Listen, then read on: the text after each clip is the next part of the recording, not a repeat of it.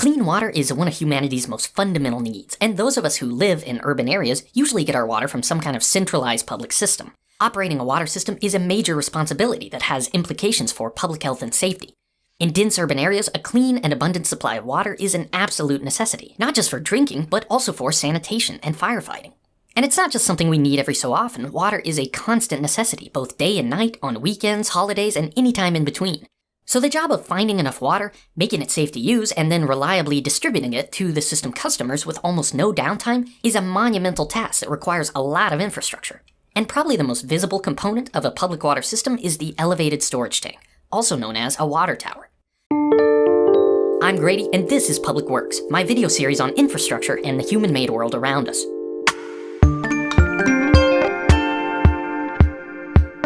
This video is sponsored by Bombas. More on that later. Let's say you're the owner of a public water system. You found a source of water of sufficient quantity for your customers, you found a way to clean that water so it's safe for them to use, and now it's time to send the water on its way. There are a few ways we can get water from one place to another. One of them is just to carry it there. Whether it's on the back of an animal, or on a truck, or a bottle in your backpack, we still physically carry water all the time. But it's usually not the most efficient way. The first infrastructure dedicated to water conveyance was the open channel. Whether in a ditch, canal, or aqueduct, the water is carried by gravity, sometimes over very long distances. We still use open channels to carry water for irrigation and drainage, but they have some disadvantages as well. The water is exposed to pollution and contamination, channels bisect the land, making it difficult to get across, and the water can only flow to areas of lower elevation than where it started. And that last one's a big disadvantage, especially if you're trying to deliver water to an area with hills or mountains. So most public water systems today rely on pipes for distribution. Simply putting a top on an open channel allows us to take advantage of pressure to move fluids where we want them to go. Just like electrons in a wire flow from high voltage to low voltage, a fluid in a pipe will flow from high pressure to low pressure. So if you raise the pressure at one end of a pipe, you can send your clean water to anywhere you want it to go. And how do you raise the pressure of water? With a pump. A pump is a device that moves fluids. In some cases, a pump literally lifts the fluid to a higher elevation, but in most cases, a pump imparts energy to a fluid by raising its pressure. And pumps, especially the size of pumps that serve entire cities, are expensive. So if you're tasked with choosing the size of pump that you need for your public water system, what do? Maybe you measure the amount of water that a city uses in a given day and select a pump that can match that flow rate. Let's see how that would work. It's midnight in your city and most of your water customers are asleep. Besides the industrial customers that run 24/7, water demands are minimal, and your pump is having no trouble meeting them. But around 5 a.m., automated sprinkler systems start kicking in. Around 6 a.m., people start waking up, taking showers, brushing their teeth, cooking breakfast, all things that require water. And it doesn't take long before the water demand exceeds the capacity of your pump. Almost right off the bat, your new pump can't meet your system demand because it was only sized for the average. Water demand in large urban areas can vary significantly over the course of a normal day, with a peak hourly demand, usually in the morning or evening, sometimes being as much as 5 times the average daily demand. So if you're trying to meet your customers' water needs using just pumps, instead of just one, you might need as many as 5 pumps, or one huge pump that can do the work of 5. And not only that, you'll have to be constantly cycling the pumps on and off to meet the variable demand, increasing the wear and tear on your equipment. And here's where storage comes in. Let's add a water tower to the system and try this experiment again. It's midnight and demand is low, but your pump is running full wide open. Instead of water flowing to customers, it's flowing into your water tower, filling the tank slowly but surely. As morning comes and demand starts to increase, your pump continues running.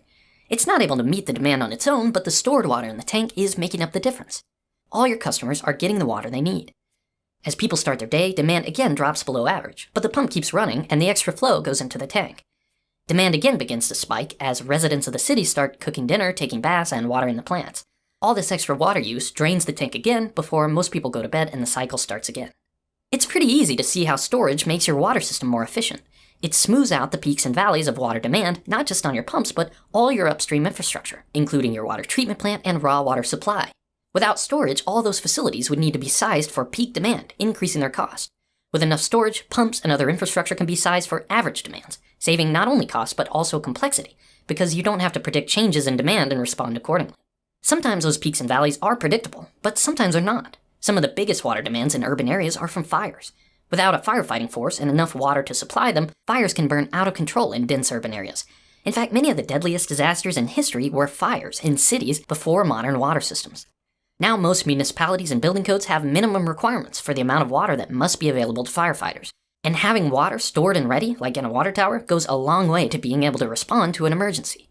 You may be thinking, come on Grady, this is nothing new. Storage is the age-old solution to any situation where supply doesn't match the demand. And yeah, it might not be anything remarkable to store water in a big tank, but water towers aren't just big tanks. They're big tanks elevated above the ground. And that's because water towers aren't just storing water, they're also storing energy. Water distribution systems rely on pressure to get water where it's going. If you've ever taken a shower with low water pressure, you know how frustrating it can be, because you can't get enough water out of the tap. Pressurizing a water system is also important for public health. Without enough pressure in the pipes, contaminants could make their way into the system through taps or small leaks. Most water systems get their pressure from pumps, and it takes a lot of energy to maintain this pressure. So having the ability to store not only the water itself, but also the energy that's been imparted to it by pumps is important.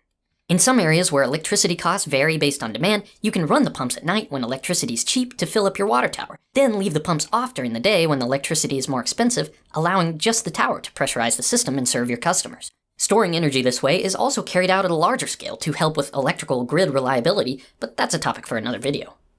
Elevated storage is also beneficial during a power outage by keeping the system pressurized even when the pumps are out of service. But how elevated do they need to be? You might know that pressure within a body of water is related to the depth. The deeper you go, the greater the pressure. Just like in a pool or the ocean, a water distribution system has this same relationship between depth and pressure. It just happens to be confined within a series of pipes. So you can imagine a water distribution system as a virtual ocean under which we all live, and the water surface in elevated storage tanks represents the surface of the virtual ocean. Imagining a water system this way makes it easy to see the challenge of delivering water to customers at the right pressure. If our cities were flat, this would be pretty simple. All the buildings would sit at the same depth in the virtual ocean. But most areas have at least some amount of topographic relief. Customers at low elevations are at the bottom of the virtual ocean where pressures can be too high. You might think this is a good thing, but plumbing pipes and appliances are only rated to certain pressures, so exceeding those ratings can cause serious damage. Sometimes buildings at low elevations will be equipped with special valves to reduce the pressure. Customers at high elevations will be near the surface of the virtual ocean, having very low water pressure. As I mentioned, this can be not only frustrating, but also lead to contamination of the system. To solve this challenge, many large cities maintain separate distribution systems called pressure zones, each with their own water tower, to serve customers at different elevations within the city.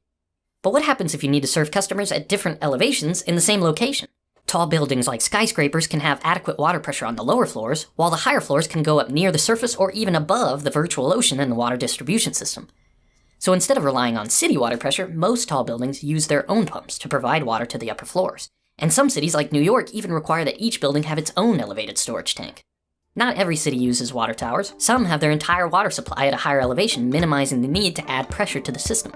And sometimes it just makes more sense to rely on pumps alone to keep the system up and running. After all, water towers aren't cheap. They take up quite a bit of space, and they can allow water to stagnate if it isn't circulated enough. But with public water supplies, reliability is key.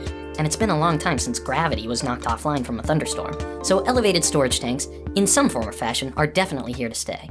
Thank you for watching, and let me know what you think.